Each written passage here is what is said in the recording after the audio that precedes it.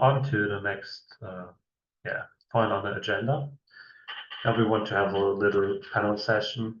So Anthony, Wenxin, and Marilla, you three attended last year's conference. Anthony and Marilla, you were there in person. Wenxin, I think you did the presentations virtually, right? And yeah, I'm excited to ask you a little bit about your experience for last year. What are you looking forward? What did you learn, and so on. So yeah, maybe let's start. Maybe just as a small recap, Murillo, can you give me like just a few sentences about yourself? What are you studying? What did you do last year in CLEF? So that everybody is aware of what you did. Sure. So, hi everybody, my name is Murilo. I'm from Brazil. I've been in the US for 12 years now, and I'm on my sixth semester at OMSS. And this is the second time that I participated in clay. The first time was last year with Anthony, where I did board clay for the first time. 2023, it was just me, Anthony, and two other guys. And then this year, I helped Anthony scale the teams, and I was involved with plant clay, snake clay, and board clay. And then I was also able to go to the conference, which was really cool. And yeah, it was just a really cool experience, just being able to help other students and just help Anthony in general and learn a lot. It was really cool from not only the ML side, but also very little things that we ended up doing for all the backend work that was needed. So that was really nice. And just participating in the conference was really cool too. Just seeing other people working on the same problems that we were and connecting with other students and professors and hearing from the organizers, getting to hear what they're planning on doing for the next year is just really cool, and I'm super excited for the next year and to keep being involved in the club. Nice. Maybe if I just can add a question to that. Why did you join originally? What was your motivation there? Oh, okay. So yeah, that's a cool question. Is actually so at the first OMSCS conference, which was last year, 2023, me and Anthony ended up going. We didn't know each other, and Anthony presented the work that he was doing on board clay, and we happened to be sitting next to each other in the same table. And when he was presenting, I was like, oh, wow, that's the coolest presentation ever. I was already interested in doing research. So it was a no-brainer for me. Like, I gotta talk to this guy about this. And I did. So right after his presentation, I talked to him. And then I ended up joining the team shortly after. It was right also before the competition was ending. I think we had only 20 days left, but I was able to join and actually contribute. So I think a couple of the plots that I did ended up in the paper, and I also ended up training a few models, I guess. So anyway, so it was cool. Like the motivation was I was interested in doing research, and Anthony was there and he was presenting what he's doing. And I think that our group provides a very low barrier for research for students to do. And it just seemed like a really cool opportunity.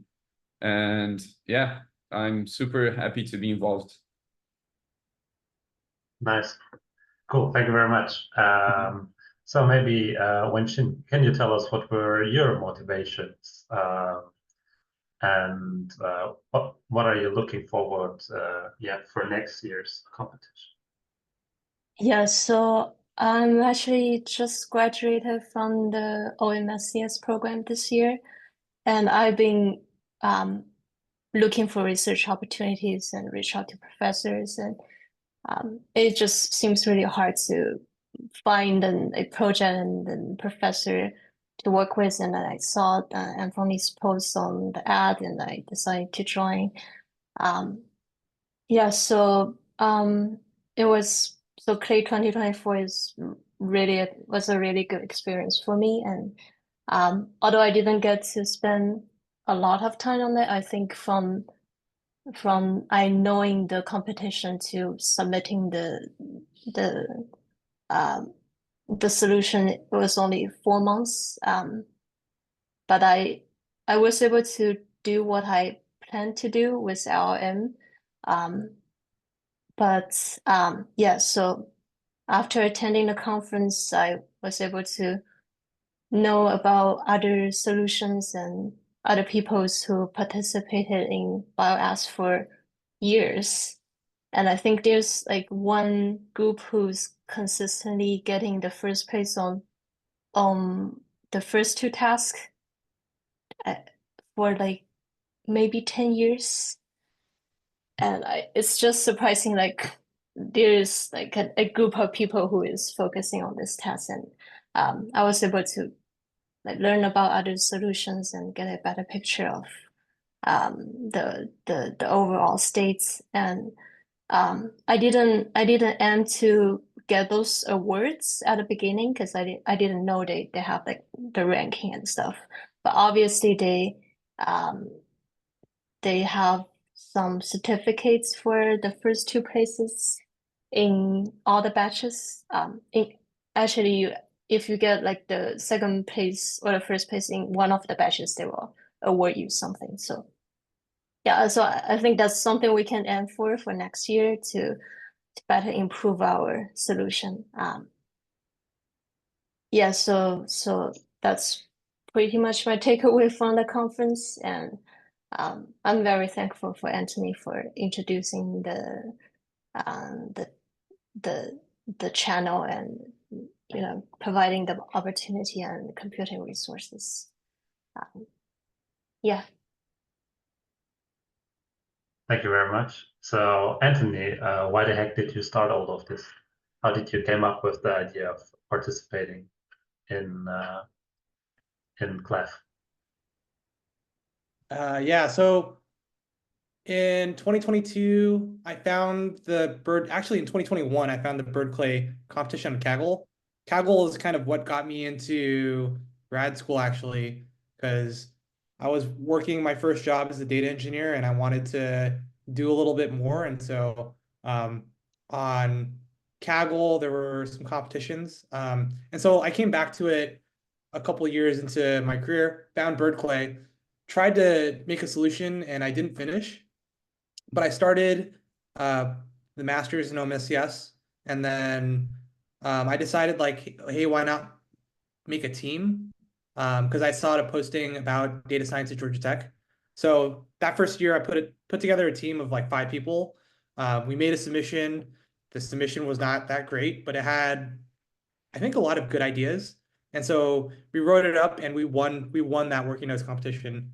It wasn't until next year in 2023 that I found out like, there's this whole conference.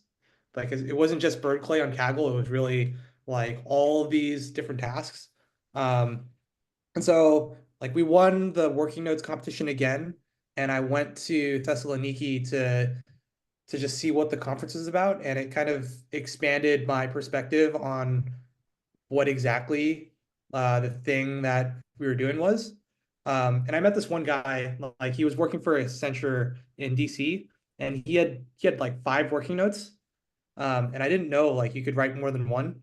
Uh, and so like after going to like all these different sessions, I thought that I could build a big team and we could, write a bunch of papers. So that's what happened last year. We had 31 people. We wrote, 11 papers, 7 labs. And yeah, I guess like the motivation was just trying to do a little bit of research, trying to find like opportunities to do something that's like a little different from just taking classes, and to like meet other people.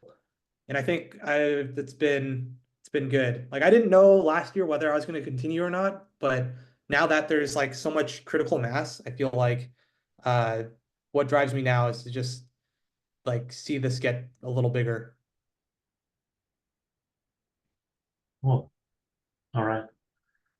So we heard a lot of positive things, but actually, As we know, grad school is also kind of a grind.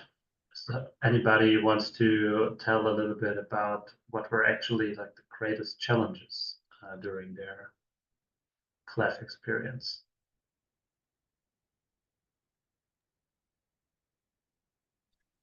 Yeah, just balancing, I guess, the workload of research with our classes, it can be quite tough. So yeah, it really depends. Like the involvement, at least to me, it's basically you get out how much you put in, I think. So the more time that you're willing to put in, I think the more rewarding the whole experience can be. And it can be quite challenging to balance that with a class.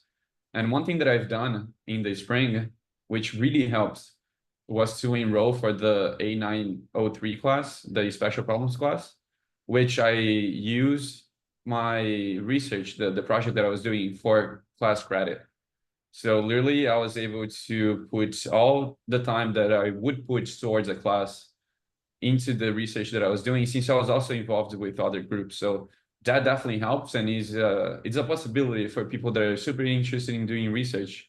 You can do the A903 and use this like what we're doing towards credit for your education, which is super cool.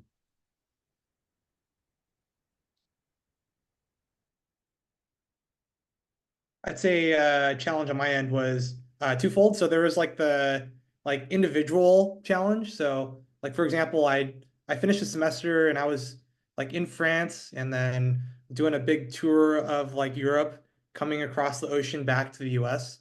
And you know, there are moments where like I'm on vacation, but I have paper, like I'm trying to like get results because the deadline for the competition is like in 3 days, or I was like on the boat and I was like trying to get bird clay stuff done. And so there was a lot of like really challenging pieces, just like trying to enjoy life while having this in the background. And I think the other challenge is kind of more organizational. So I've been kind of helping the entire group move forward and to progress. And there were definitely times where people needed a little bit of encouragement to get moving towards the finish line. And it's really challenging when you have to sit down with someone and tell them like, hey, you're almost there. Like, keep going because you've spent a whole semester like working on this stuff, and it'd be a waste to just quit now. Um, and so that was really challenging. That's like a kind of an interpersonal, like almost like management kind of thing that I've never had to deal with before. And it was a good experience to have done that with such a big group.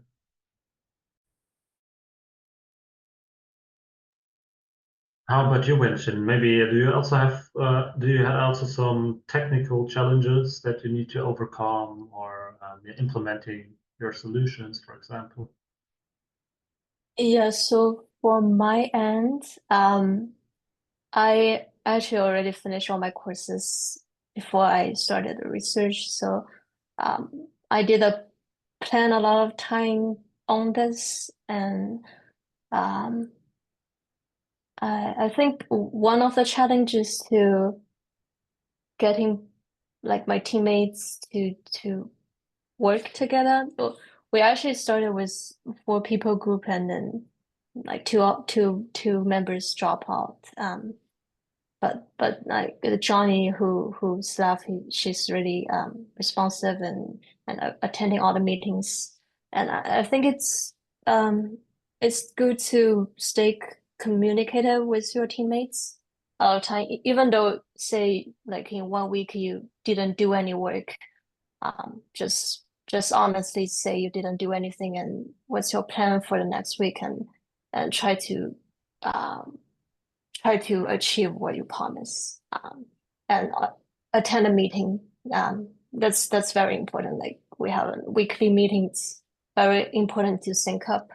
Um, yeah, and then for the technical side, I was getting a lot of help from Anthony on what tools to try it and what platform to use. And yeah, I think it's the group provided a really good resource for building the solution. And yeah, that's that's pretty much it.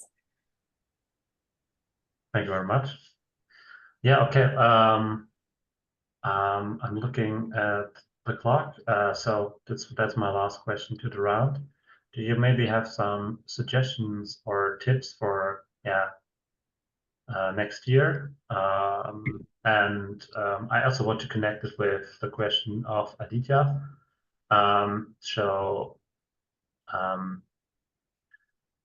Also from a perspective of somebody who didn't try to solve such a problem yet, how did you get up to speed? Maybe you have also some tips on this, on these techniques that you implemented. Yeah, and maybe how you can create win-win solutions. So you learn something here and you can apply it in a course, or like Murillo showed, you can build a course around your CLEF experience. So any tips for newcomers and for returnees? Yeah, I think well, first of all, I think it would be nice to identify which lab or what interests you the most, or like what task you'd like to do. Are you more interested in NLP?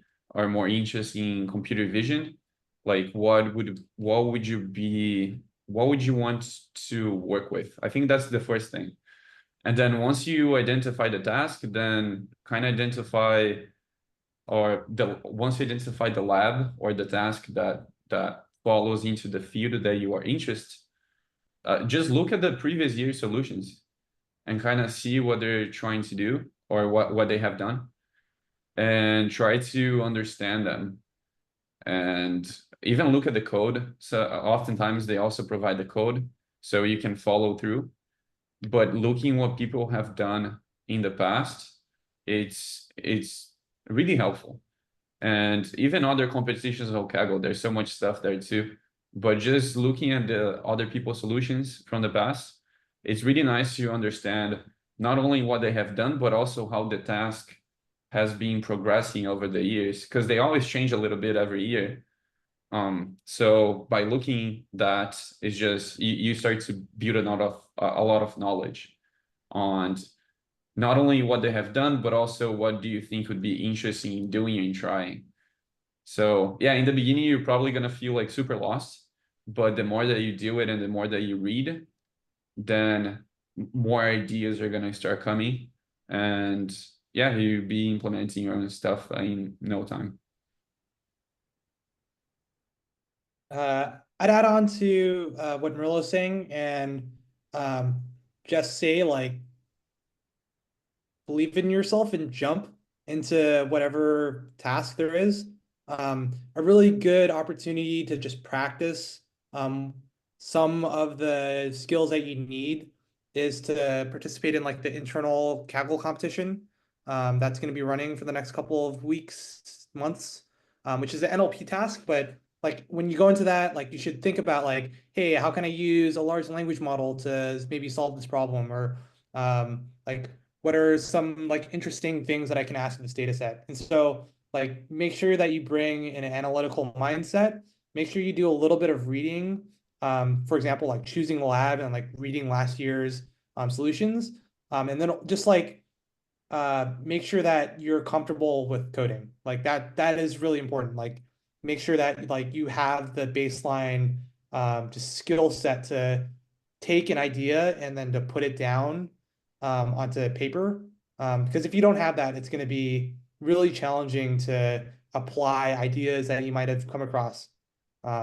So yeah, I just like, don't be afraid to just start writing code, start reading stuff. Like just do it as soon as you can, because there's not a whole lot of time to learn what I think is like too much.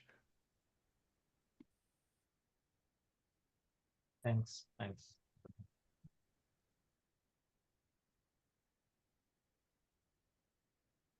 Yeah. um, then I guess I think we can finish for today. If you have any more questions for Anthony, Wench, and Murillo, or anybody else, yeah, just shoot them a direct message. And yeah, then thank you very much for